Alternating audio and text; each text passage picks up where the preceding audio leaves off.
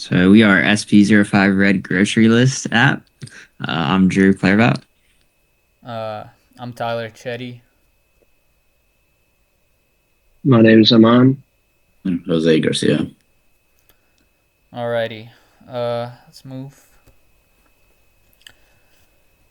So the main problem that we wanted to solve was that there's currently no way for households to create a shared grocery list. So our primary objective was to create a Flutter app that allows users to create group grocery lists. Our current prototype has a full UI, account and group creation, list management, and nutritional information.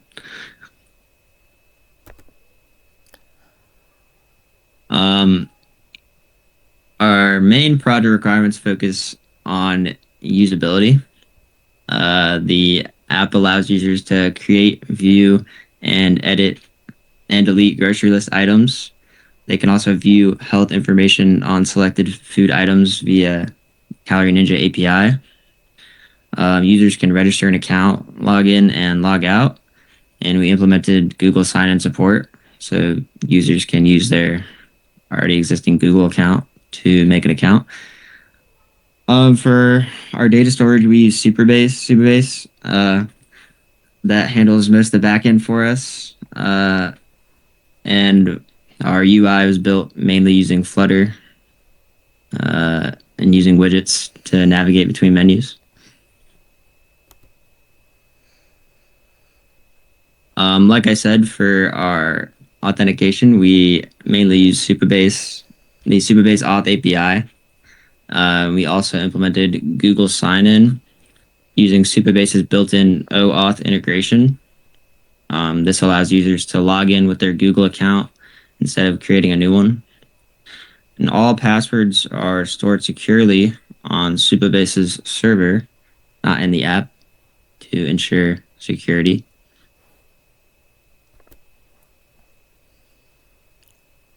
All right, so the Superbase integration, we went with Superbase because it was free to use and it aligned more with our values of our project. We use this to create accounts and manage those accounts. So basically, everyone in a group could pitch in their values too. And then, yeah, for the items list, and then the connection to the database structure.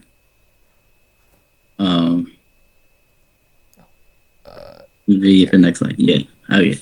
So the way we went about it is we had groups. For example, one table right there is a group, and it stores information about each shared grocery group. So we have featured a primary key, the group, which is the group ID, a foreign key.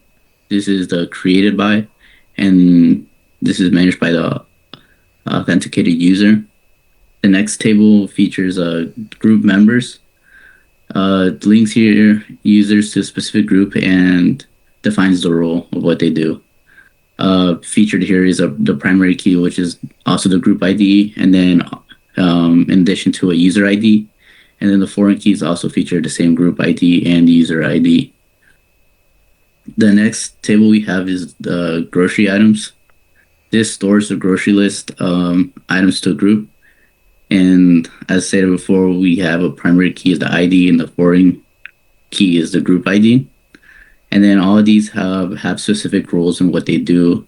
For example, adding an item to a list or having the user create a list. And then having other users being able to add grocery items to a list. And then another key feature I wanted to talk about was the row level security. This Superbase row level security policies ensure that users can only access data that they are authorized to view or modify. For example, one who creates a grocery list can add people, and then those certain people can't remove the main user, the creator. In these groups, we have the two select functions that allow users can view groups. Another select feature is users can view groups with the invite code. You can also, as stated before, you can insert users with an invite code that can join, and then admins can update group details, and only admins can delete the group. Going back to the group members table, we have a select feature. Users can view their group membership and role. They can also insert. Users can also insert themselves to join a group, and then they can have admins delete themselves or delete groups as a whole. Going back to the last grocery items, the insert function, users can add items to the list, and then they can also select all items in the group list, and then they can also update, make their own edits, and admins do all these editing. And then of course users can delete their own items, and admins can delete all items. To the SQL function, superbase. This is the superbase remote procedure calls. We have two specific groups to the created new group and admin. This creates a new entry in groups and assigns the first user as the group admin in group members table. And then also in the get group grocery items, this returns all grocery items for a given group ID, and it includes others like the display names by the user authentication.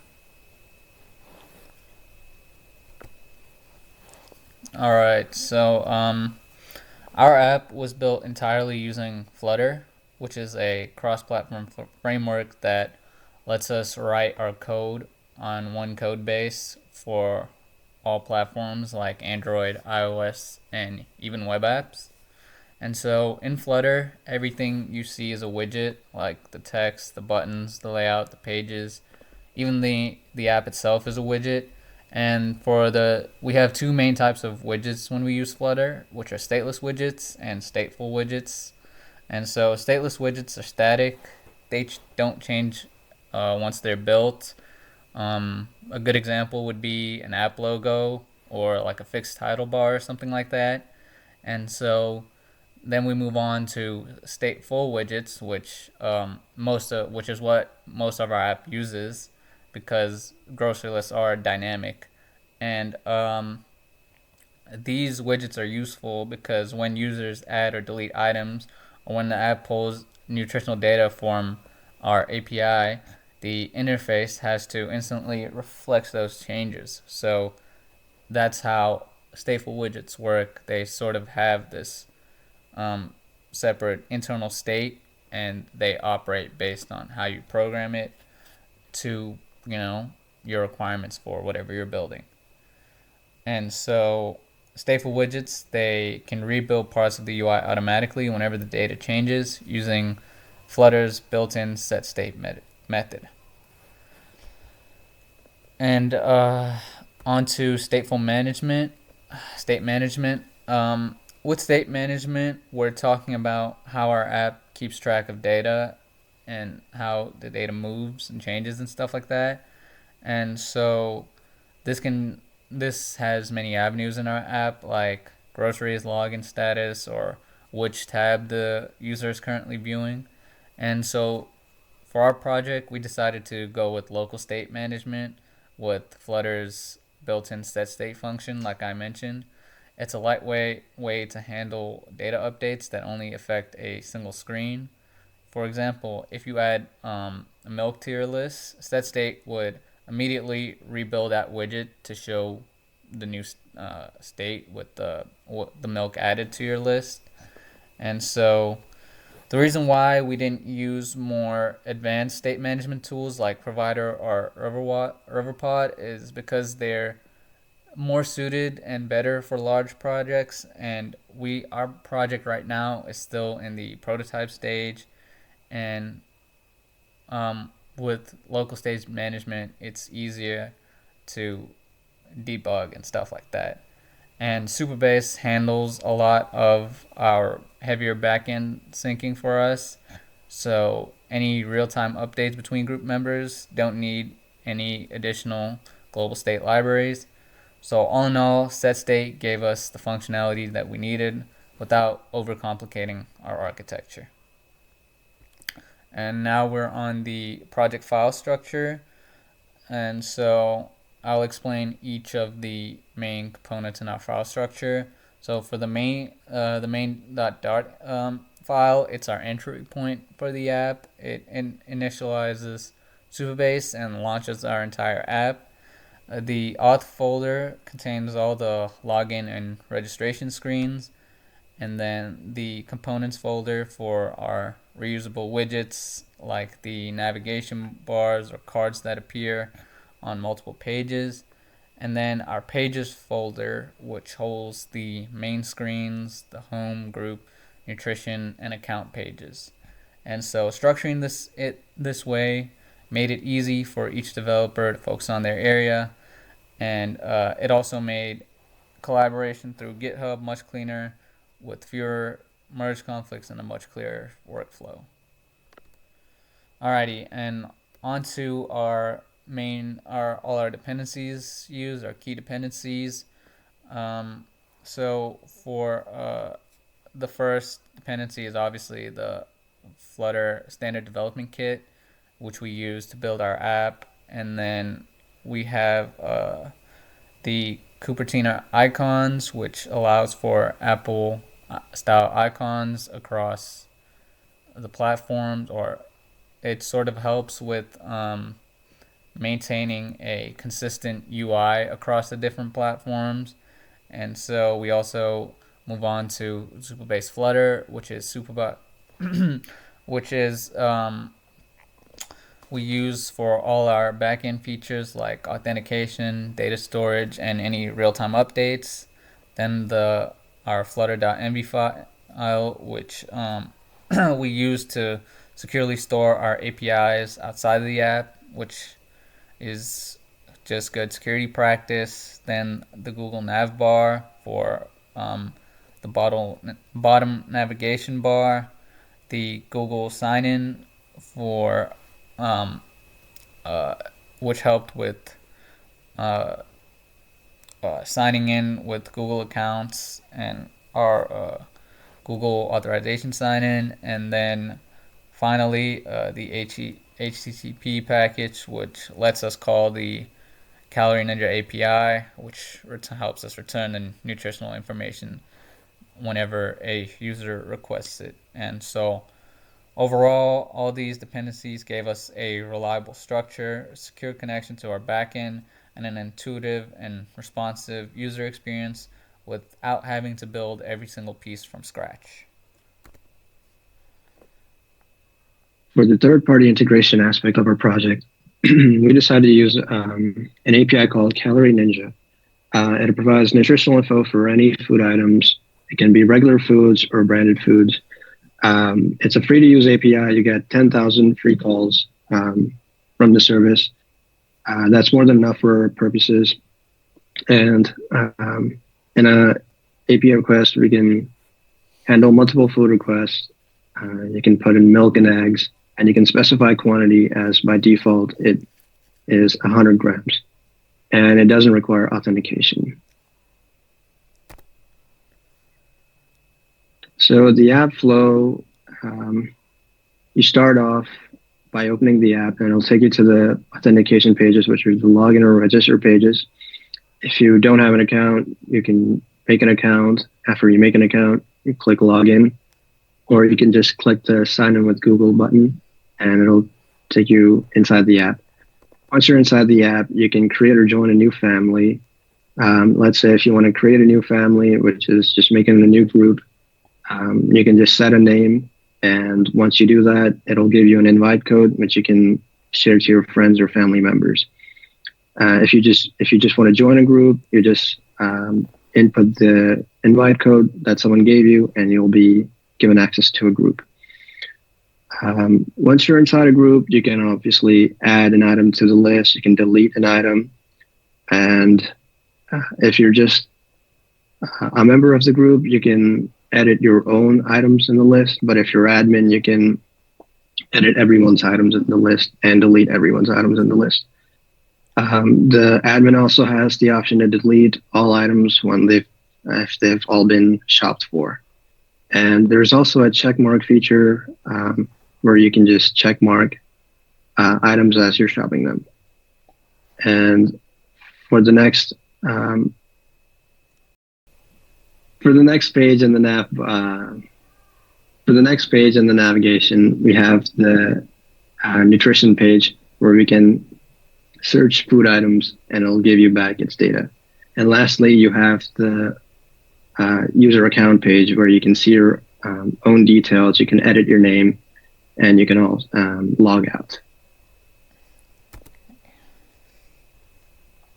So for the project setup, you will obviously need Flutter. You can get that from the official website by following this link, or the good thing about Flutter is they have documentation provided on YouTube videos where you can just follow the tutorial. After you've downloaded Flutter, you can verify the installation with a command called Flutter Doctor. It will provide you with a checklist of things you have done or need to get done. And once you get all those done, you can use Flutter with any IDE of your choice. Once you download the IDE, once you select an IDE of your choice, you can clone the repository. It will have everything provided for you. And using an emulator of your choice, again, it can either be an iOS or an Android emulator. You can just click the run button and you can launch the app.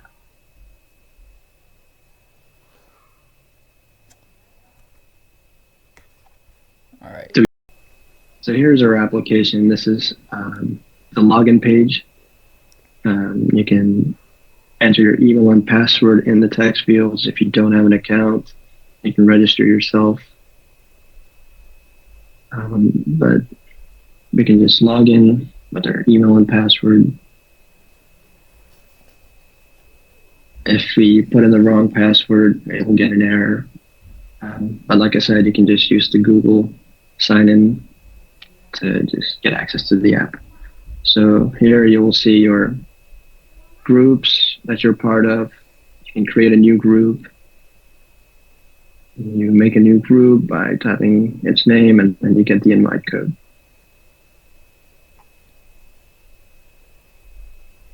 In the group, if you miss the invite code, you can just copy it and send it again to friends and family members. If you're already part of the group, obviously it won't let you join again. So inside a group, you can add grocery items you want to shop for by clicking that add button at the bottom. Let's say you want to have mango juice, just add that to the list. But let's say you don't want it anymore, you can just swipe right and delete it. If you want to edit any items, you just swipe left and you can edit the name of the item. And let's say you're shopping at the store and you've bought the items, you can check them off as you go.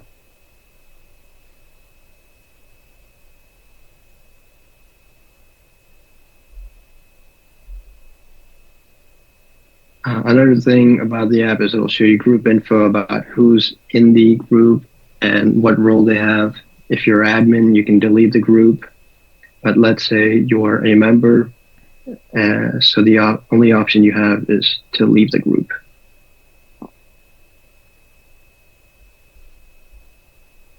On to the next page. This is the nutrition info page. You can search up any items you like.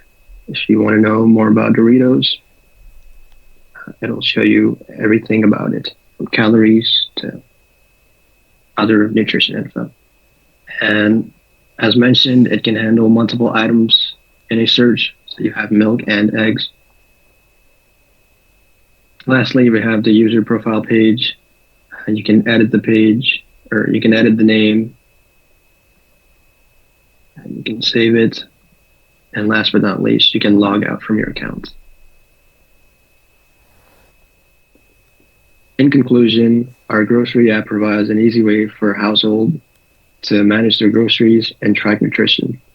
Flutter allowed us to easily create a responsive UI, and integration with third-party APIs enhance functionality and user experience. Thank you. That's our app. Thank you.